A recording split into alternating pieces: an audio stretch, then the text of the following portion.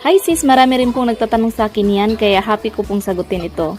Kapag ang itlog po ay sobrang fresh o bagong harvest, natural po na mas mahirap itong balatan kapag nilaga na. Kaya kung mapapansin niyo, dumidikit po yung egg white sa kanyang shell. Ang dahilan po niyan ay dahil wala pa pong enough time na makasingaw yung natural gases sa loob ng itlog, kaya dikit na dikit po siya sa shell. Mas madali pong balatan ng itlog kung hinayaan niyo po munang tumagal ng ilang araw bago lutuin. Around 7 to 10 days po, ideal na po yun. Pero kung gusto niyo po rin gamitin agad ang mga bagong harvest na itlog, may mga technique din po na pwedeng subukan. Una, sa paglalaga, subukan niyo pong maglagay ng konting asin o suka sa tubig. Nakakatulong po ito para mas madaling mapeel ang kanyang shell.